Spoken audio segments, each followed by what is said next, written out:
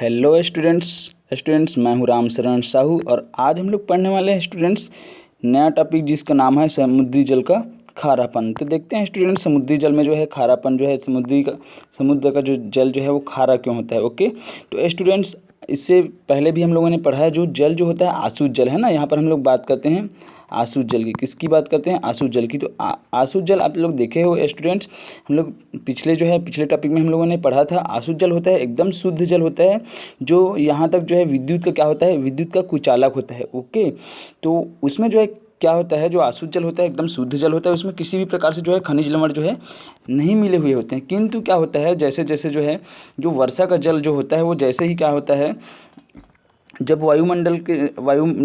वायुमंडलीय जो प्रदूषण है उनके संपर्क में जब जैसे ही आता है ना, वायुमंडल के संपर्क में आता है तो वहाँ पर जो प्रदूषित जो गैसें हैं वो गैसें क्या हो जाती है, ये जो वर्षा का जो जल होता है उसमें क्या हो जाता है, वो घुल जाती है। और इस कारण से उसमें क्या होता है, उसमें जो है कई प्रकार के जो प्रदूषण जो है क्या हो जाते हैं उसमें मिल जाती है। ओके, इसके अलावा जब वो जो वर्षा का जो जल रहता है वो जैसे ही क्या होता है ज़मीन पर पड़ती है तो यहाँ जो है वो मृदा है और चट्टानों में से होकर के क्या होती है, बहती है। और बहते हुए क्या करती है, उसमें जो है कई प्रकार के जो खनिज लवण जो है क्या हो जाते हैं और घुल जाते हैं। और इस प्रकार से ये सब जो है घुलते घुलते क्या होते हैं, समुद्र तक पहुँचते हैं। ओके, और जब समुद्र में जब पहुँचते हैं तो इसमें क्या होती है, समुद्र के पहुँचते तक जो है नदियों के माध्यम से पहुँचते तक जो है इनमें जो है कई प्रकार के खनिज लवण क्या हो जाते हैं, घुल गए रहते हैं, जिसके कारण से इसमें क्या हो जाती है, लवण की मात्रा जो है बहुत ज़्यादा बढ़ जाती है। और इसी कारण से क्या होता है स्टूडेंट्स, जो समुद्र का पानी जो होता है वो कैसा होता है, खारा होता है। जो क्या होता है 1 लीटर में लगभग जो है 35 ग्राम क्या होते हैं, लवण होते हैं। जो समुद्र का जो जल होता है उसमें जो है 1 लीटर में जो है लगभग 35 ग्राम जो है क्या होते हैं, लवण होते हैं। समझ में आ रहा है?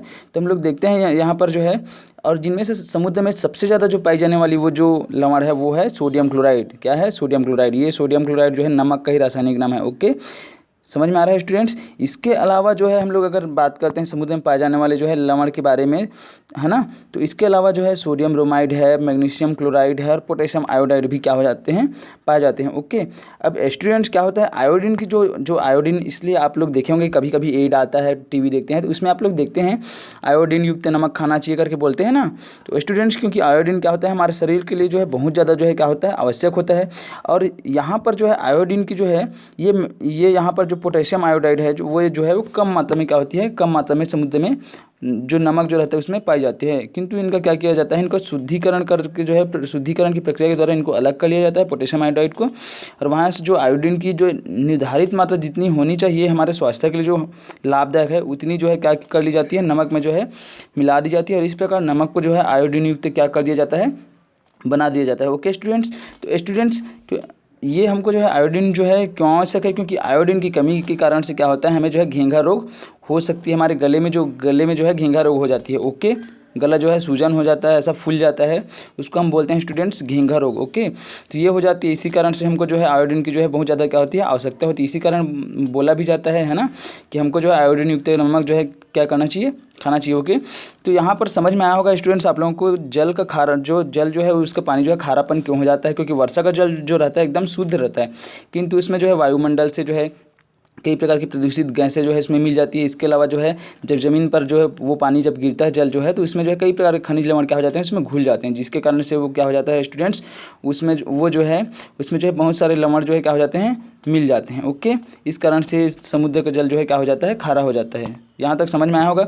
उसके बाद स्टूडेंट्स कुछ क्वेश्चन है यहाँ पर, जल को सार्वत्रिक विलायक क्यों कहा जाता है? तो स्टूडेंट्स जल को सार्वत्रिक विलायक इसलिए कहा जाता है क्योंकि जल क्या करता है, बहुत सारे विलेय पदार्थों को अपने अपने घोलने की क्षमता रखता है ना। इसी कारण से जल को जो है क्या कहा जाता है, सार्वत्रिक विलायक कहा जाता है। स्टूडेंट्स समझ में आया यहाँ तक? उसके बाद हम लोग देखेंगे स्टूडेंट्स दूसरा क्वेश्चन है, उन लवण के नाम लिखिए जो समुद्री जल में पाए जाते हैं। ठीक है, तो हम लोगों ने यहाँ पर देखा था स्टूडेंट्स, अभी जस्ट हम लोग देखे थे कौन कौन से लवण है जो समुद्र में पाए जाते हैं। तो चलिए देखते हैं हम लोग स्टूडेंट्स। यहाँ पर जो है जैसे कि ये है सोडियम ब्रोमाइड है, मैग्नीशियम क्लोराइड है, सोडियम क्लोराइड है और पोटेशियम आयोडाइड, ये सब क्या होते हैं स्टूडेंट्स, ये जो है समुद्र में पाए जाने वाले प्रमुख लवण हैं। ठीक है, उसके बाद संक्षिप्त टिप्पणी लिखिए। यहाँ पर दिया है संक्षिप्त विलयन और विलेयता। तो ये तो मैं बता चुका हूँ। संतृप्त विलयन क्या है, ऐसा विलयन है स्टूडेंट्स जिसमें जो है जिसके विलायक में विलेय की मात्रा और जो है सामान्य एक निश्चितता पर नहीं घोली जा सकती है ना, उसको हम क्या बोलते हैं, संतृप्त विलयन। और यहाँ पर हम विलेयता की बात करते हैं तो विलेयता, यहाँ पर अगर हम विलेयता की यहाँ पर बात करते हैं तो स्टूडेंट्स क्या होता है, विलेयता जो है वो जो है घुलनशीलता की कितना वो जो है किसी विलेय को घोलने की क्षमता किसी पदार्थ में कितनी है, वो क्या करता है, वो क्या कहलाता है, किसी पदार्थ की विलेयता कहलाती है। ठीक है, मतलब जो विलेय जो पदार्थ है वो जो है कितनी घुल सकती है किसी भी विलायक में, किसी भी विलायक के 1 लीटर में। ओके, समझ में आया। उसके बाद स्टूडेंट्स जो चौथा क्वेश्चन है, जल के किस गुण के कारण सूर्य का प्रकाश जो है जलीय पौधों तक पहुंचता है।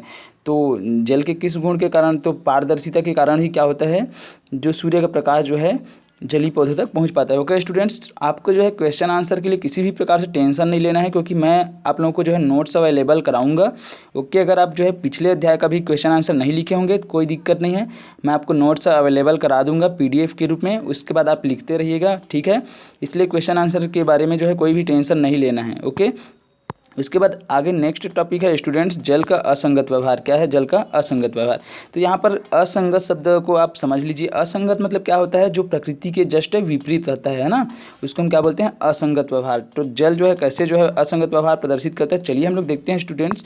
अब होता क्या है, सामान्यतः जो हम लोग पदार्थ देखते हैं ना, जो ठोस रूप जो होता है, ठोस रूप में कोई भी पदार्थ होता है वो द्रव की तुलना में क्या होते हैं, भारी होते हैं, है ना। देखते हैं आप बहुत सारी चीज़ों को देखते हैं, तो जो ठोस पदार्थ होता है वो जो जल की जो द्रव के रूप में की तुलना में क्या होते हैं, भारी होते हैं। किंतु परंतु ये जो है ना, किंतु क्या होता है, ये जो जल जो होता है, जल का व्यवहार ऐसा नहीं है, इसके जस्ट क्या है, विपरीत है। इसलिए तो हम बोल रहे हैं प्रकृति की विपरीत असंगत, है ना।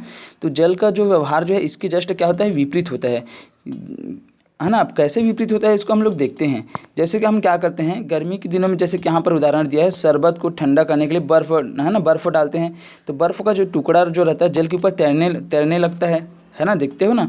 अभी तैरता क्यों है, तैरता इसलिए है क्योंकि बर्फ़ का जो घनत्व होता है वो जल के घनत्व से क्या होता है, कम होता है। समझ पा रहे हो ना, जो बर्फ़ का जो घनत्व जो रहता है वो जल के घनत्व की तुलना में क्या होता है, कम होता है। और इसी कारण से क्या होता है स्टूडेंट्स, जो बर्फ़ का जो टुकड़ा है वो जल के ऊपर क्या होने लगता है, तैरने लगता है। समझ में आ रहा है ना। तो यहाँ पर इससे हमको क्या असंगत व्यवहार हमको नज़र आ रहा है, ये नज़र आ रहा है कि अगर वो बर्फ़ है और ठोस है तो उसको पानी में डूब जाना चाहिए, है ना, लेकिन वो डूबता है क्या, नहीं डूबता, बल्कि वो क्या करता है, तैरते रहता है। और जबकि जल जो है क्या रहता है, नीचे में रहता है। ओके, समझ में आया ना। तो ये असंगत व्यवहार है। अब इसका कारण क्या है, वही है घनत्व है ना, कि घनत्व क्या होता है, बर्फ़ का घनत्व कम होता है और जल का घनत्व ज़्यादा होता है, जिसके कारण से बर्फ़ क्या करता है, जल के ऊपर तैरता है। ओके, अब यहाँ पर हम समझते हैं कि घनत्व क्या होता है, किसी पदार्थ का घनत्व उसके इकाई आयतन का क्या है, इकाई आयतन का द्रव्यमान है स्टूडेंट्स। किसी पदार्थ का घनत्व क्या है, उसके इकाई आयतन का द्रव्यमान है। कहने का मतलब ये है कि जैसे कि हम लोग देखते हैं ठोस की बात करते हैं, ठोस में उसके जो अणु रहते हैं ना, ठोस के जो अणु जो होते हैं वो क्या होते हैं, एकदम पास में होते हैं। क्या होते हैं, एकदम पास में होते हैं। इस कारण से वो जो है क्या होता है, वो जो है ठोस का जो घनत्व जो है वो ज़्यादा होता है। समझ में आ रहा है। और जो उसके बाद द्रव की बात करते हैं, तो द्रव में जो है उसका घनत्व जो है थोड़ा सा घनत्व जो है, अगर हम सामान्य प्राकृतिक रूप से अगर हम लोग बात करें, तो जैसे कि हम लोग गैस की बात करते हैं, तो गैस में क्या होता है, उसके जो अणु जो होते हैं वो दूर दूर में होते हैं। समझ में आ रहा है ना। तो यहाँ पर हम लोग घनत्व की बात करते हैं, तो ठोस में ज़्यादा जो है, ठोस का घनत्व ज़्यादा और गैस का घनत्व क्या होगा, कम होगा, है ना। या फिर द्रव की ही बात करते हैं, तो द्रव का घनत्व भी क्या होता है, ठोस की तुलना में जो द्रव जो होता है उसका घनत्व कम होता है। किंतु यहाँ पर हम देख रहे हैं कि जो जल जो है उसका घनत्व ज़्यादा है, किसके बजाय, जो बर्फ़ जो ठोस है उसके बजाय। समझ में आ रहा है ना, तो यहाँ तक समझ में आया। उसके बाद हम देखते हैं स्टूडेंट्स, जल का घनत्व जो है 4 डिग्री सेंटीग्रेड पर क्या होता है, अधिकतम होता है। मतलब अगर कहीं पर तापमान जो है 4 डिग्री सेंटीग्रेड है, तो वहाँ पर जो जल होगा उसका घनत्व क्या होगा, सबसे ज़्यादा होगा। सबसे ज़्यादा होगा कहने का मतलब क्या है कि जो जल जो है ना, वो जो है उसके अणु जो है बहुत ज़्यादा क्या होंगे, पास में होंगे। समझ में आया। 4 डिग्री सेंटीग्रेड पर अधिकतम होता है उसका घनत्व जो है। उसके बाद हम देखते हैं स्टूडेंट्स, यहाँ पर 1 किलोग्राम प्रति लीटर, यहाँ पर देखते हैं कि जल का जो घनत्व है 4 डिग्री सेंटीग्रेड पर जो है कितना होता है, तो 1 किलोग्राम प्रति लीटर है। ठीक है ना, समझ पा रहे हो। तो मतलब ये जो है प्रति लीटर जो है, 1 लीटर में जो है 1 किलोग्राम क्या होता है, उसका द्रव्यमान होता है। ओके, और वैसे ही अगर हम बर्फ़ की बात करते हैं तो उसमें जो है 0.9 किलोग्राम क्या होता है, प्रति लीटर होता है। इसी कारण से क्या होता है, जब भी हम जो है बर्फ़ को जो है जल में डालते हैं, तो उसका 1/9वां भाग क्या करता है, जल की ऊपरी सतह, जैसे कि हम इसको 9 भाग में अगर बांट देते हैं, है ना, इसको 9 भाग में बांट देते हैं, तो क्या होगा, जो भाग होगा यहाँ पर, एक जो भाग होगा वो बस क्या होगा, पानी के ऊपर हमको दिखाई देगा। और बाकी जो है क्या होते हैं, बर्फ़ का जो नीचे का भाग जो रहता है वो क्या होता है, पानी के अंदर डूबा रहता है। समझ में आ रहा है? ऐसा क्यों होता है? ये जो है घनत्व के कारण होता है, क्योंकि बर्फ़ का घनत्व क्या होता है 0.9 ग्राम जो है प्रति लीटर होता है, इसी कारण से। समझ में आ रहा है ना स्टूडेंट्स? तो अब इसका क्या प्रभाव पड़ता है हम लोग देखते हैं। इसी कारण जो ठंडे जो समुद्र वाले जो देश हैं है ना, वहाँ पर अगर हम लोग जाते हैं तो समुद्र में जो तैरती बर्फ़ की जो चट्टानें होती हैं ना, वो जो है बहुत बड़ा साइज़ का होने के बावजूद भी क्या होता है, उनका छोटा भाग बस 1/9वां भाग ही क्या होता है हमको जो है समुद्र के ऊपर में दिखाई देते हैं। तो जब क्या होता है, कोई भी जहाज़ वहाँ से जलपोत वाली जो जहाज़ें हैं, पानी जहाज़ है, वो जब गुजरती है, बहुत बड़ी जहाज़ जो है ना, तो वहाँ से जैसे ही गुजरती है तो वो जो है छोटा सा जो बर्फ़ का चट्टान देख कर के वो समझ नहीं पाता कि ये जो है छोटा है या फिर बड़ा है। मतलब उनका जो है सही अनुमान हम क्या नहीं कर सकते, नहीं लगा सकते। इसी कारण से क्या होता है, ऐसा जो चट्टान जो रहता है, हमको जो है जो समुद्र में जो बर्फ़ जमा रहता है वहाँ पर से गुजरते वक्त हमको बहुत सावधानी जो है रखनी पड़ती है। ओके, तो यहाँ पर एक जो है टाइटैनिक, यहाँ पर जो है एक जलपोत की बात की गई है ना। टाइटैनिक नामक एक जहाज़ था, इसके ऊपर जो है हॉलीवुड में फिल्म भी बना हुआ है, कई लोग देखे भी होंगे, है ना। तो जो टाइटैनिक जो जहाज़ जो था वो इसी कारण से क्या हुआ था, एक तैरती हुई बर्फ़ की चट्टानों को मतलब उसमें जो है जाकर क्या हो गई थी, टकरा गई थी। और वो चट्टान जो है छोटा सा ऊपर में छोटा सा भाग बस दिखाई दे रहा था और नीचे का भाग जो था क्या था, बहुत बड़ा था। और जिसके कारण से क्या हो गया था, ये जहाज़ जो है टकरा करके डूब गया था। और इसी कारण से जो है वहाँ पर जो है सैकड़ों यात्री क्या हो गए थे, उनकी मृत्यु हो गई थी। ओके, यहाँ तक समझ में आया। अब इसके बाद हम लोग बात करते हैं स्टूडेंट्स, यहाँ पर जो है बर्फ़ का घनत्व जल की तुलना में कम होना जो है ना, जो बर्फ़ जो है उनका जो घनत्व है जल की तुलना में कम होना जो है जलीय जीवों के लिए क्या है, एक वरदान है। ओके स्टूडेंट्स, बहुत बड़ा वरदान है। इसी कारण से वो जो है जीवित रह पाते हैं। अब कैसे रह पाते हैं यहाँ पर समझते हैं। तो जब क्या होता है स्टूडेंट्स, जब अत्यधिक ठंड का जब मौसम आता है ना, तो क्या होने लगता है, बर्फ़ का जो है एकदम तापमान, वायुमंडल का तापमान जो है लगातार क्या होने लगता है, घटने लगता है, शून्य से भी कम में चला जाता है, सेंटीग्रेड में। तो इस कारण से क्या होता है, जो समुद्र और जो झील के ऊपर वाला जो जल रहता है ना, वो क्या होने लगता है, जैसे कि यहाँ पर हम लोग बात करते हैं, ये क्या है, ये जो है मान लीजिए समुद्र है, ठीक है। अब समुद्र है तो यहाँ पर हम लोग देखते हैं स्टूडेंट्स, जैसे ही क्या होता है, जब ठंड की दिन आती है ना, तो मौसम जैसे ही ठंडा होता है तो क्या होता है, ये जो है समुद्र और झील के ऊपर वाला ये जो जल है वो क्या होने लगता है, बर्फ़ के रूप में जमने लगता है। और बर्फ़ के रूप में जमने लगता है, इस कारण से क्या होता है, इनका घनत्व कम होता है, क्योंकि बर्फ़ का घनत्व पानी की तुलना में क्या होता है, कम होता है।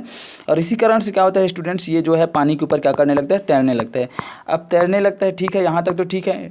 ओके, अब इसी कारण से क्या होता है, क्योंकि बर्फ़ क्या होता है, विद्युत का क्या बर्फ़ जो होता है वो क्या होता है, कुचालक होता है, ठीक है ना।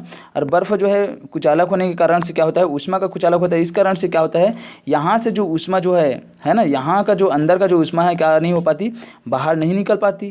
और इसी कारण से क्या होता है, नीचे का पानी जो है क्या रहता है, गर्म रहता है इसकी तुलना में बाहर की, क्योंकि बाहर का जो है 0 डिग्री सेंटीग्रेड से क्या हो चुका है, नीचे जा चुका है तापमान। और ये जो है क्या करने लगता है, ये जो बर्फ़ जो जमा रहता है ऊपर में, वो जो है एक तो घनत्व कम का होने के कारण पानी के ऊपर क्या करते रहता है, तैरते रहता है। और इसके साथ साथ जो है ये जो है कुचालक जो बर्फ़ जो रहता है कुचालक की भांति कार्य करता है ना, कुचालक होता है, ऊष्मा का कुचालक होता है। तो इससे जो है ऊष्मा जो है आर पार नहीं हो पाती और नीचे का ऊष्मा जो है क्या कहाँ रह जाता है, नीचे ही रह जाता है। और इसी कारण से नीचे का पानी जो है क्या होता है, इसकी ऊपर की तुलना में क्या रहती है, वो नीचे का पानी जो है ठंडा रहता है। और इसी कारण से क्या होता है, नीचे का जो जल जो रहता है वो नहीं जम पाता। और नहीं जमने के कारण से ही क्या होता है, यहाँ पर जो है जो जीव जंतु जो रहते हैं वो जल में जो है बच जाते हैं, जीवित रहते हैं। समझ में आ रहा है? इसके कारण से जो है, समझ पा रहे हैं यहाँ तक, है ना। तो इस कारण से क्या होता है, यहाँ से जो है तापमान जो है, ये जो है ऊष्मा जो है नहीं निकल पाती और इनका तापमान जो है स्थिर बना रहता है। और इसी कारण से जो है जो जीवधारी जो जंतु जो रहते हैं जल के अंदर क्या रहते हैं, जीवित रहते हैं। ओके, समझ में आ रहा है ना। अगर ऐसा नहीं होता, तो अगर बर्फ़ जमता समुद्र के अंदर तो क्या होता है, यहाँ पर जितने भी जीव जो थे, वो समुद्र हो या फिर झील हो, है ना, तो जितने भी जीव थे वो क्या हो सकते थे, मर सकते थे। और इसी कारण से वो क्या हो जाते हैं, बच जाते हैं। समझ में आ रहा है? यहाँ तक समझ में आया स्टूडेंट्स। उसके बाद हम लोग देखते हैं कि होता क्या है, जैसे कि आप जो है क्या करते हैं, जल का जो घनत्व जो रहता है ना, जल का घनत्व जो है बर्फ़ की तुलना में क्या रहता है, ज़्यादा रहता है। और जो बर्फ़ रहता है उसका घनत्व क्या होता है, कम होता है। किंतु इनका आयतन जो है क्या होता है, जो जल से ज़्यादा आयतन किनका होता है, बर्फ़ का होता है। जैसे कि यहाँ पर अगर समझ में नहीं आ रहा होगा, तो यहाँ पर समझिए। जैसे कि आप क्या करना, एक क्या ले लिए, एक बॉटल ले लिए, ठीक है। अब एक बॉटल ले लिए, इसमें क्या कर दिए, पानी भर दिए। पानी भरने के बाद आप क्या कर देंगे, एकदम फुल पानी भरना है आपको, ढक्कन तक, जहाँ तक ढक्कन है वहाँ तक, है ना, एकदम फुल पानी भरना है। और फुल पानी भरने के बाद आप क्या कर दीजिए, इसको जो है एक फ्रिज के अंदर में क्या कर दीजिए, इसको एक फ्रिज के अंदर में डाल दीजिए। अब इसको जो है बर्फ़ के रूप में जमा दीजिए। देखना जैसे ही बर्फ़ के रूप में जमेगा क्या हो जाएगा, ये जो है बॉटल फूट जाएगा या फिर यहाँ पर जो है ढक्कन जो है बाहर निकल जाएगा। ठीक, ऐसा क्यों होगा, ऐसा इसलिए होगा क्योंकि क्या होता है, जल जैसे ही क्या करता है, बर्फ़ के रूप में जमता है तो उसका जो आयतन में क्या हो जाता है, प्रसार हो जाता है, मतलब उसका आयतन जो है बढ़ जाता है। और इसके कारण से ये जो है इतने ही जो है आयतन में जो है, ये बॉटल का जो आयतन था उसमें ही जो है सीमित नहीं रह पाता, वो क्या हो जाता है, उसका प्रसार हो जाता है और ये क्या हो जाता है, ये जो है फूट जाता है। समझ में आ रहा है, या फिर ये ढक्कन जो है खुल जाता है। समझ में आ रहा है ना। तो इसी कारण से क्या होता है, इससे हमको ये पता चलता है कि जब जब जल जल का घनत्व क्या होता है, जल का घनत्व जो है बर्फ़ के घनत्व से ज़्यादा होता है, किंतु जब क्या होता है, ये जो जल जो है बर्फ़ के रूप में जमता है तो उसका आयतन क्या होता है, बढ़ जाता है। और फिर से यदि हम जो है बर्फ़ को क्या कर देते हैं, बर्फ़ को पिघला देते हैं, जैसे कि ये जो है बर्फ़ जो है, ये बॉटल के रूप में हम क्या किए थे, बॉटल में जो है जल, हम जो है जल को जमाए थे, तो जो बर्फ़ बना था, तो बर्फ़ बना था, तो मान लीजिए ये बॉटल जो है क्या हो गया, टूट गया। अब टूटने के बाद जो बाहर में और जो बर्फ़ निकला है उसको फिर से क्या कर दिया, हम सबको अगर पिघला दिए तो फिर से इतने ही बॉटल में ही क्या हो जाएगा, वो आ जाएगा। तो इससे हमको क्या पता चलता है कि बर्फ़ अगर जैसे ही हम जल को बर्फ़ के रूप में जो है क्या करते हैं, जमाते हैं, तो उसका आयतन बढ़ता है। और यदि हम बर्फ़ को जल के रूप में फिर से क्या करते हैं, वापस उसके अवस्था में परिवर्तन करते हैं उसकी अवस्था में, तो वो जो है क्या होता है, उनका आयतन जो है घट जाता है। ओके, समझ में आया यहाँ तक स्टूडेंट्स। उसके बाद हम लोग आगे देखते हैं स्टूडेंट्स, कठोर एवं मृदु जल क्या होता है। तो अभी तक जहाँ तक समझाया हूँ स्टूडेंट्स, आप लोगों को जो है क्लियर समझ में आया होगा। उसके बाद हम लोग यहाँ पर देखते हैं स्टूडेंट्स, कठोर एवं मृदु जल जो है वो क्या होता है। चलिए देखते हैं स्टूडेंट्स, कठोर जल एवं मृदु जल जो है वो क्या होता है, ठीक है ना।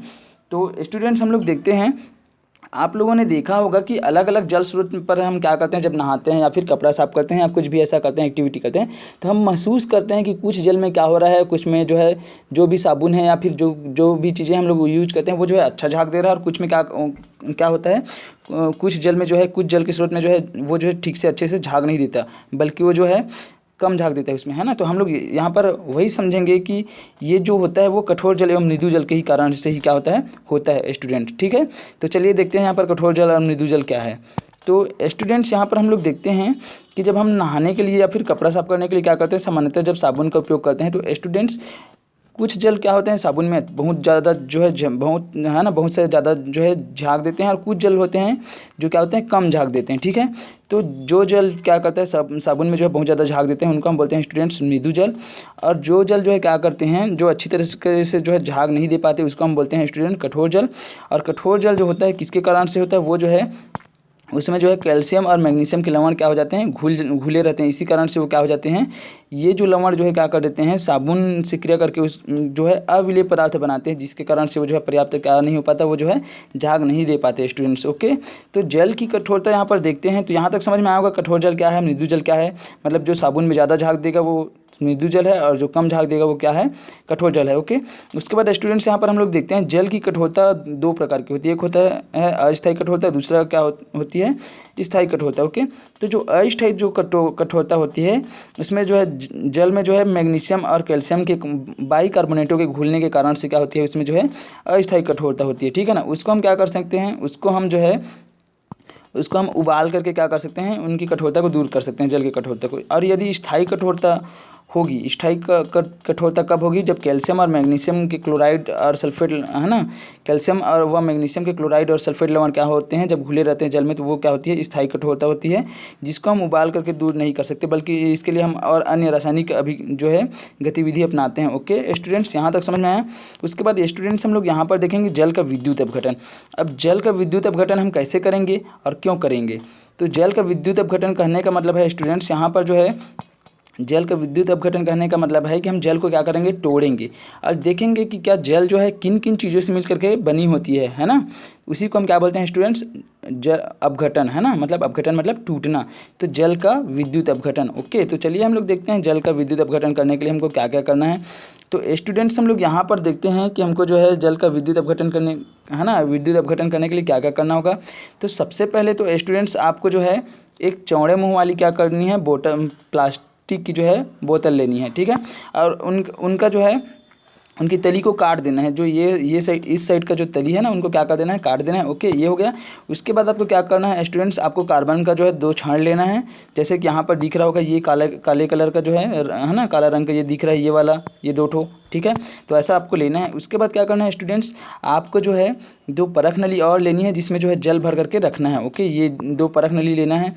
अब आप आगे आपको क्या करना होगा, ये जो चौड़े मुंह वाली जो प्लास्टिक की जो हम लोग बोतल लिए हैं, ठीक है, उसमें क्या करना है, इसमें जो है 2/3 पानी क्या कर देना है, इसमें जो है भर देना है। जैसे कि ये दिख रहा है, ये पानी भरा हुआ दिख रहा है ना, इसमें पानी भरा हुआ है। तो 2/3 पानी क्या कर देना है, इसमें भर देना है। भरने के बाद क्या करना है, जो 2 इलेक्ट्रोड है, उसमें जो 2 परख नली लिए थे, जिसमें हम पूरा क्या कर दिए रहते हैं, पहले जो है ऐसा परख नली लेकर के उसमें क्या कर दिए रहते हैं, पहले जो है पानी भर दिए रहते हैं दोनों में। और इसमें जो है ये कार का लगा है, ये वाला नीचे। अब कार का क्या होता है समझ लीजिए, जो लोग नहीं समझे होंगे। कार का कहने का मतलब है, जब आप हॉस्पिटल जाते हैं तो देखना डॉक्टर क्या करते हैं, सुई लगाते हैं। तो सुई लगाते हैं तो छोटा सा शीशी रहता है, तो उसके ऊपर में जो है क्या रहता है, एक जो है आप लोग देखेंगे रबड़ का ढक्कन रहता है ना। तो वही क्या है स्टूडेंट्स, कार का है, जिसमें हम लोग यहाँ पर उसकी सहायता से क्या करते हैं, वो कार का लगा रहता है। वैसे ही हम लोग यहाँ पर कार का लगाते हैं। ओके, तो ये ऐसा क्या करते हैं, ऐसा हम लोग सिस्टम से जमा लेते हैं। 2 कार्बन के इलेक्ट्रोड लेते हैं, 2 परख नली लेते हैं, जिसमें दोनों में जल भरा रहता है। और उसको ऐसा सेट करते हैं, ये जो दोनों परख नली है उसको, कि वो जो है कार्बन इलेक्ट्रोड में सेट हो जाए, है ना, और वहाँ से पानी नीचे ना गिरे। और इसमें पहले से ही ऑलरेडी जो है 2/3 पानी भरे रहते हैं। और इसमें जो है हम क्या करते हैं, सल्फ्यूरिक अम्ल की इसमें क्या कर देते हैं, कुछ बूंदे डाल देते हैं। ओके, पानी में। अब उसको क्या करते हैं, एक बैटरी लेते हैं, और बैटरी से क्या कर देते हैं, जोड़ देते हैं तार की सहायता से। और क्या कर देते हैं, इसको जो है बैटरी को ऑन कर देते हैं, जोड़ देते हैं। ओके, अब आगे क्या आता है स्टूडेंट्स, अब आगे जैसे ही हम जोड़ते हैं तो क्या होने लगता है, ये जो परख नली है, ये वाली और ये वाली परख नली, इसमें क्या होने लगती है, बुलबुला निकलने लगती है। ओके, और बुलबुला निकलने लगती है, और इसके साथ साथ और क्या होती है, इसमें जो है गैस जो है भरने लगती है। तो गैस भरने लगती है, तो जैसे ही गैस भरने लगती है तो हम देखते हैं क्या ये पहले वाला जो परख नली है उसमें जो है गैस की जितनी आयतन जो है, क्या इस दूसरे वाले परख नली में भी है। तो देखते हैं स्टूडेंट्स, ऐसा नहीं है ना। जब हम प्रक्रिया करते हैं तब देखते हैं, जब क्रियाकलाप करते हैं तो एक परख नली में जो है जितना आयतन है गैस का इकट्ठा हो रहा है, उसका जस्ट दुगना जो है दूसरे में हो रहा है। समझ में आ रहा है ना। तो जैसे जैसे क्या होता है, जैसे जैसे इसमें जो है पूरा गैस भर जाती है, धीरे धीरे भरने लगती है ना। तो 1 की तुलना में 1:2 की तुलना में क्या होने लगता है, इसमें जो है गैस भरने लगती है। मतलब जब ये जो है जब दुगना होता है तब ये क्या होता है, आधा गुना होता है उनका। तो धीरे धीरे करके क्या हो जाते हैं, दोनों परख नली क्या हो जाते हैं, जैसे ही भर जाते हैं तो हम क्या करते हैं स्टूडेंट्स, दोनों को जो है अंगूठे से दबा करके निकाल लेते हैं। ओके, उनके कारक के द्वारा। और उसके बाद निकालने के बाद क्या करते हैं, दोनों परख नली को हम अलग अलग लेते हैं। ठीक है, तो दोनों परख नली को हम अलग अलग लेते हैं, और उसमें जो है क्या भरी हुई रहती है, उसमें जो है दोनों में गैस भरी हुई रहती है स्टूडेंट्स। ठीक है ना, क्योंकि हम जल का अपघटन करा रहे हैं तो दोनों में जो है गैस भरी हुई रहती है। तो उस गैस को हम क्या करते हैं स्टूडेंट्स, इस गैस को जो है हम परीक्षण करते हैं कि ये कौन कौन सी गैस है ना। तो हम देखते हैं कि पहला जो पहला जो परख नली था उसमें जो गैस भरी हुई है, उसके समय भी हम क्या लेते हैं, ले जाते हैं माचिस की जो है तीली ले जाते हैं, जलती हुई माचिस की तीली। तो वो क्या होने लगता है, वो जो है एक में क्या होने लगता है, एक जो परख नली है, पहला जो परख नली है जो क्या हुई थी, जिसमें जो है बहुत ज़्यादा क्या हुई थी, जो पहले से वो जो है इसमें गैस ज़्यादा भरी थी, तो उस परख नली में हम ले जाते हैं पहला जो परख नली उसमें। तो ये क्या होने लगती है, नीली लौ के साथ क्या होने लगती है, जलने लगती है, और जो है पॉप की आवाज़ आती है। तो इससे हमको पता चलता है स्टूडेंट्स ये कौन सा गैस है, ये जो है हाइड्रोजन गैस है। कौन सा गैस है, हाइड्रोजन गैस है। ओके, समझ में आ रहा है ना। इसके बाद जो दूसरा जो परख नली था वो स्टूडेंट्स, वहाँ पर हम क्या ले जाते हैं, वहाँ पर भी जो है माचिस की तीली ले जाते हैं, जलती हुई माचिस की तीली। तो वहाँ पर हम लोग देखते हैं स्टूडेंट्स, वो जो है तेज़ी से क्या होने लगती है, जलने लगती है। तो तेज़ी से जलने लगती है, इसका मतलब क्या है, इसका मतलब ये है स्टूडेंट्स, वहाँ पर जो है ऑक्सीजन गैस है। कौन सी गैस है, ऑक्सीजन गैस है। क्योंकि ऑक्सीजन गैस क्या करती है, वो जो है ना जलाने में सहायक है, किसी भी चीज़ को है ना जलाने में सहायक है।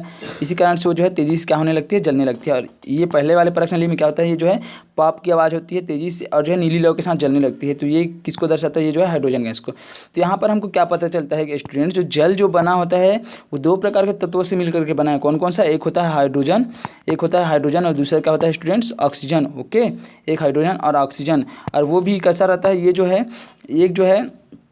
ये जो रहता है इनका जो अनुपात जो है अलग अलग रहता है ना। एक जो गैस जो रहता है वो दो, जो हाइड्रोजन जो है दो है ना, ये जो है इनका आयतन जो है ज़्यादा होता है ऑक्सीजन की तुलना में ये। ठीक है, और दूसरा जो होता है ये क्या होता है, इनका आयतन कम होता है ना। कहने का मतलब क्या है, कहने का मतलब ये है यहाँ पर स्टूडेंट्स, यहाँ पर आप समझिए है ना, यहाँ पर क्या पता चलता है हमको जो है कि जो जेल जो है वो क्या होता है, वो जो है हाइड्रोजन और ऑक्सीजन के संयोग से क्या होता है, बनता है। ओके, हाइड्रोजन और ऑक्सीजन गैस के संयोग से क्या होता है, जल जो है बनता है। और इसमें जो है आयतन के अनुसार क्या होता है, हाइड्रोजन जो है ऑक्सीजन से क्या होती है, दुगनी होती है। जो हाइड्रोजन होता है ना, वो ऑक्सीजन से क्या होती है, दुगनी होती है। यहीं पर देख लीजिए, ये हाइड्रोजन जो है दोगुनी है, H2 है, मतलब 2 हाइड्रोजन है, और यहाँ पर क्या है, ऑक्सीजन 1 है। ओके, समझ में आया। तो स्टूडेंट्स, आशा करता हूँ आप लोगों को जो है समझ में आया होगा, क्योंकि मैं बहुत डिटेल से आप लोगों को क्या क्या हूँ समझाया हूँ। और कुछ भी अगर समझ में नहीं आता है तो आप जो है पूछ सकते हैं, मेरे पर्सनल नंबर पर जो है मैसेज करके पूछ सकते हैं, ठीक है। और स्टूडेंट्स, इसके बाद जो है हम नेक्स्ट पढ़ेंगे जल चक्र, ठीक है। तो यहाँ तक समझ में आया होगा स्टूडेंट्स। तो वीडियो जो है ना, लंबा भी हो चुका है, तो इस क्लास को हम यहीं पर समाप्त करते हैं स्टूडेंट्स। तब तक के लिए है ना, जय हिंद, जय भारत, जय छत्तीसगढ़।